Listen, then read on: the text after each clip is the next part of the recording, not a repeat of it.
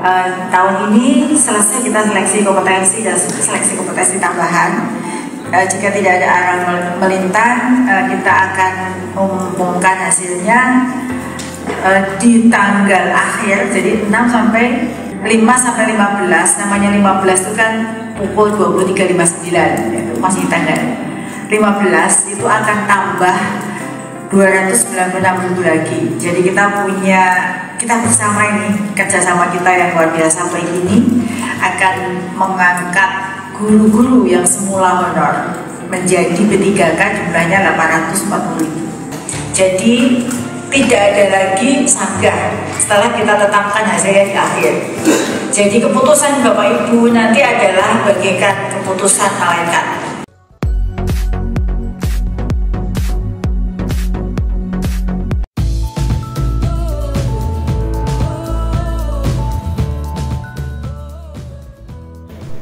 Kembali di video ini, admin akan mengupdate perkembangan pengumuman seleksi P3K.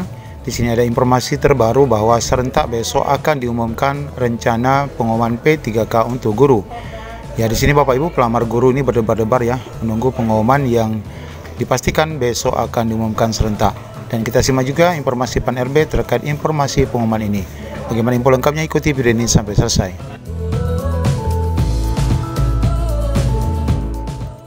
Ya, postingan menarik di salah satu grup WhatsApp ataupun grup Facebook ini Bapak Ibu cukup menarik, dan ini setuju sekali menurut admin bahwa info pengumuman kelulusan P3K Guru 2023 itu akan rilis serentak pada tanggal 15 Desember 2023 sekalipun rakor terus berlanjut.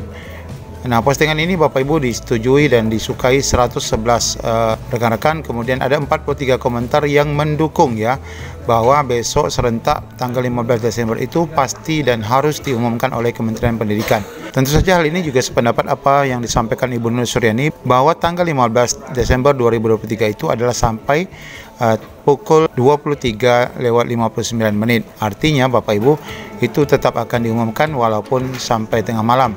Nah, berkaitan dengan rencana rakor yang terus berlanjut sampai tanggal 16 Desember ini kita abaikan saja karena sebagaimana kita pahami bahwa di dalam rakor itu tidak membahas tentang keputusan kelulusan.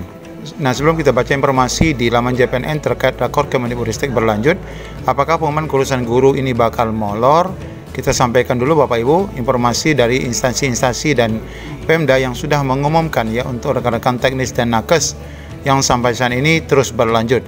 Di mana di sini untuk kementerian lembaga kita dapati ada dari Kemenpan RB sendiri, Kominfo, kemudian Pertanian, Parekraf, kemudian Kemensos, Bawaslu, Badan Perlindungan Pekerja Migran Indonesia, Komnas HAM, PPKP, kemudian untuk provinsi ada Provinsi Jawa Timur, Maluku Utara, kemudian Kalimantan Timur.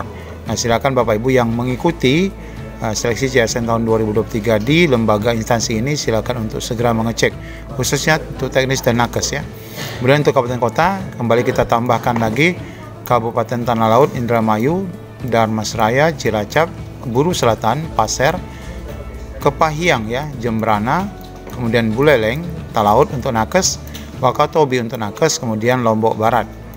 Kemudian lagi ada tambahan kota Pekalongan, Cimahi, Cirebon, Pasuruan, Cilegon untuk nakes, dan kota Sukabumi. Nah, bagi Bapak Ibu, rekan-rekan nakes dan teknis silakan untuk menjelajah instansi masing-masing, dan informasi yang tersebar di media sosial juga sudah menyampaikan informasi pengumuman ini. Dan bagi rekan-rekan semua ini diharapkan segera mengisi daftar riwayat hidup. Nah, bagaimana informasi kelanjutan terhadap rakor yang dilaksanakan Kementerian Pendidikan? Disampaikan di sini bahwa rapat koordinasi sinkronisasi data seleksi P3K Guru ternyata masih berlanjut. Kementerian Pendidikan masih menyelenggarakan rakor bahkan sampai tanggal 16 Desember 2023 di Jakarta. Ini untuk wilayah barat ya. Itu berarti sudah melewati dari durasi pengumuman kelulusan P3K yang dijadwalkan tanggal 6 sampai 15 Desember. Forum Guru Honorer Hetty Kusnandisi mengungkapkan kondisi pelamar prioritas P1 makin gelisah karena sampai sekarang jadwalnya belum ada kepastian. Nah, ini Bapak Ibu tentu saja berdebar-debar rekan-rekan semua untuk besok ya, secara serentak insya Allah akan diumumkan di laman Pemda dan khususnya di SE-CSN. Kenapa guru selalu lama ya? Ini P1 sebenarnya tinggal penempatan. Jadi tertunda pengumumannya karena menunggu hasil tes pelamar prioritas dari honorer K2 dan P3. Nah, ini maksudnya tentu bagi rekan-rekan P1 seharusnya sudah bisa diumumkan untuk penempatan mereka karena mereka kan tidak ada tes sehingga tidak ada lagi pengolahan nilai bagi P1. Tetapi secara positif kita berasumsi bahwa Panselnas menginginkan pengumuman itu dilakukan secara serentak ya untuk seluruh guru di setiap daerah. Dia berharap belum jelasnya pengumuman P3K guru ini tidak akan merugikan P1. Jika perlu 62.000 P1 yang tersisa bisa diangkat semua tahun ini.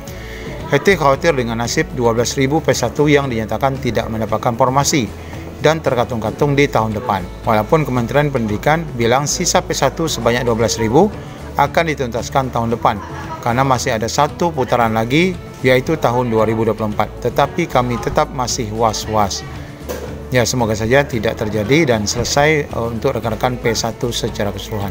Ya, pastikan bagi Bapak Ibu semua untuk mengecek laman SE-CSN-nya besok karena diprediksi semua pengumuman akan diumumkan. Demikian, Assalamualaikum warahmatullahi wabarakatuh. Tahun ini selesai kita seleksi kompetensi dan seleksi kompetensi tambahan.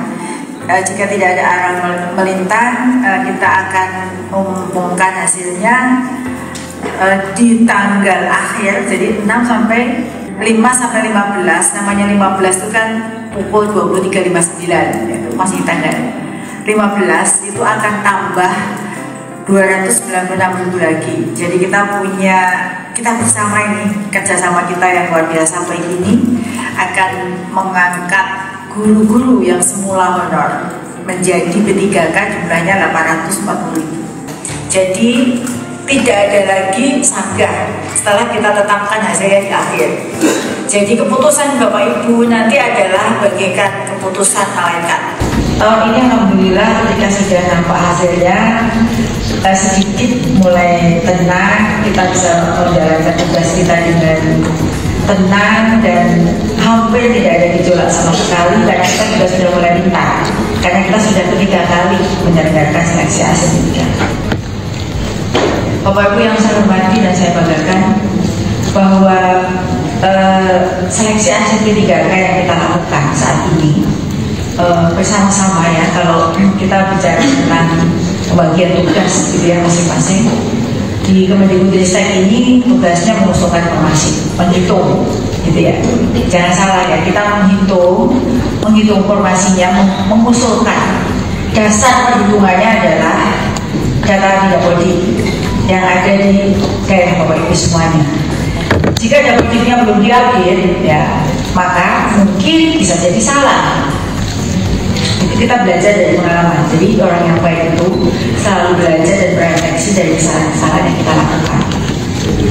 Sebenarnya kita merekomendasikan, dan rekomendasi itu dasarnya adalah Dapodik. Maka kami terus menghimbau Dapodiknya itu terus diupdate.